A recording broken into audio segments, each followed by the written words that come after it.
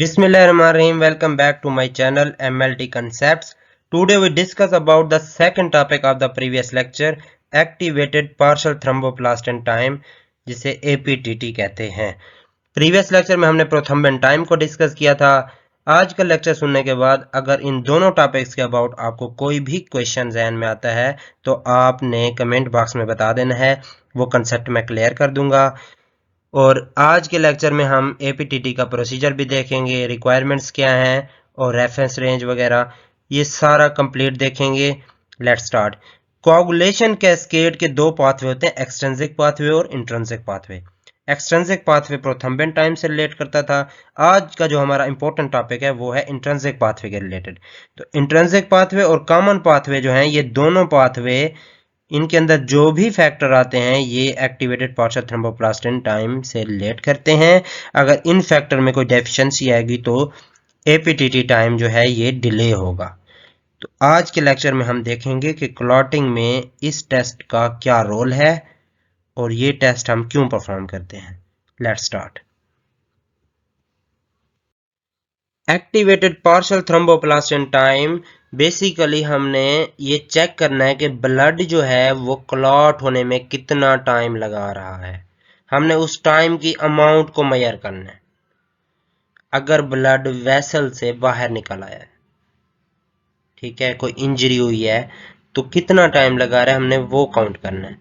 और इस टेस्ट का major purpose bleeding disorders like haemophilia और वोन वाइल्ड ब्रांड्स डिजीजेज हैं, उसको चेक करने के लिए। दूसरी बात यह है कि अगर पेशेंट कोई ब्लड थिनर ड्रग्स ले रहा है लाइक हेपेरिन, तो इसके रिस्पांस को चेक करने के लिए कि कितना इफेक्ट कर रही है ये ड्रग, कितना ब्लड को जो है थिन कर रही है, ये चेक करने के लिए ये टेस्ट करते हैं। इसके बाद कोआगुलेशन फैक्टर्स की डेफिशिएंसी लाइक इंट्रिंसिक पाथवे और कॉमन पाथवे के जो फैक्टर्स हैं मैंने आपको पीछे भी बताए हैं, तो उनमें अगर कहीं पर डेफिशिएंसी आ रही है तो उसको भी मेजर कर सकते हैं हम एपीटीटी टेस्ट परफॉर्म करके। इसके बाद लिवर फंक्शन, क्योंकि लिवर से ही प्रोड्यूस होते हैं ये सारे जो फैक्टर्स हैं।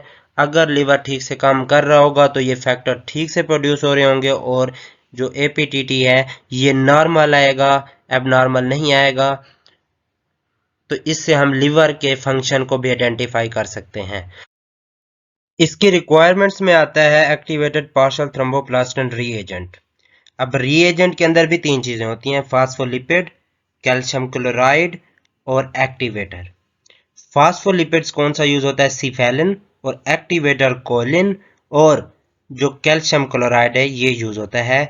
सिफेलिन का काम ये होता है कि क्लॉट फॉर्मेशन कराता है और कोलिन जो है ये उसको एक्टिवेट करता है, और कैल्शियम क्लोराइड जो है ये कोफैक्टर है जो कि उसको प्रॉपर फंक्शनिंग में हेल्प करता है। नेक्स्ट है नॉर्मल कंट्रोल प्लाज्मा आपके पास हो जिसका आपको एपीटीटी पता हो ऑलरेडी, और फिर आप उसको रन करें। अगर at the end same normal amount दे रहा है वो टाइम की, तो इट्स मीन कि आपके रिएजेंट्स ठीक हैं। नेक्स्ट है ट्राई सोडियम सिट्रेट ट्यूब आपके पास हो जिसमें आपने सैंपल कलेक्ट करना है, सेंट्रीफ्यूज मशीन हो, वाटर बाथ हो, स्टॉप वॉच और लैंप। ये रिक्वायरमेंट्स हैं जैसा कि आपने पीछे प्रोथ्रोम्बिन टाइम में भी देखी हैं। इसके प्रोसीजर में सबसे पहला स्टेप है कि draw blood from the patient. आपने पेशेंट का ब्लड सैंपल लेना है। उसके बाद आपने एक एंटीकोगुलेंट ब्लड वायल लेनी है, उसके अंदर ब्लड सैंपल डाल देना है क्योंकि वो क्लॉटिंग से बचाएगा। अगर ब्लड ऑलरेडी क्लॉट हो जाएगा तो हम उसका क्लॉटिंग टाइम नोट नहीं कर सकेंगे। थर्ड स्टेप है कि ब्लड को सेंट्रीफ्यूज करें और प्लाज्मा को सेपरेट कर लें क्योंकि हमें प्लाज्मा चाहिए टेस्ट परफॉर्म करने के लिए। फिर आपने वाटर बाथ को ऑन करना है, 37 डिग्री सेंटीग्रेड पर एडजस्ट करना है और वाटर से फिल कर देना है उसको। इसके बाद 3 टेस्ट ट्यूब लेनी है, उनको लेबल कर लेना है ए, बी और सी से। नेक्स्ट है कि add plasma and activated partial thromboplastin reagent in tube A and B respectively and placed in water bath to warm। आपने 2 ट्यूब लेनी है A और B, उनके अंदर आपने ब्लड सैंपल जो प्लाज्मा है वो और एपीटीटी रिएजेंट जो है वो फिल करके दोनों ट्यूब्स को आपने वाटर बाथ में रख देना है वार्म होने के लिए। फिर नेक्स्ट स्टेप है कि जो ट्यूब सी है उसके अंदर आपने 100 माइक्रोलीटर प्लाज्मा डालना है और 100 microlitre activated partial thromboplastin reagent डालना है। थोड़ी ही देर के बाद आपने कैल्शियम क्लोराइड डालना है 100 माइक्रोलीटर। कैल्शियम क्लोराइड डालने के बाद आपने स्टॉप वॉच ऑन कर लेनी है। इसके बाद क्या स्टेप है कि 10 सेकंड के बाद आपने ट्यूब को हॉरिजॉन्टली उठाकर चेक करना है कि क्लॉटिंग हो रही है या नहीं। अगर तो क्लॉटिंग हो रही है तो आपने स्टॉप वॉच ऑफ कर देनी है और टाइम नोट कर लेना है। इसके बाद ये बता रहा है कि जो रिएजेंट है और कैल्शियम क्लोराइड है ये उस ब्लड को क्लॉट होने में हेल्प करते हैं। इसकी रेफरेंस रेंज जो है वो 25 से 35 सेकंड है, ये नॉर्मल रेंज है। तो ये था एपीटीटी टेस्ट। आज हमने ये दोनों पार्ट्स कंप्लीट कर लिए, प्रोथ्रम्बिन टाइम और एक्टिवेटेड पार्शियल थ्रोम्बोप्लास्टिन टाइम।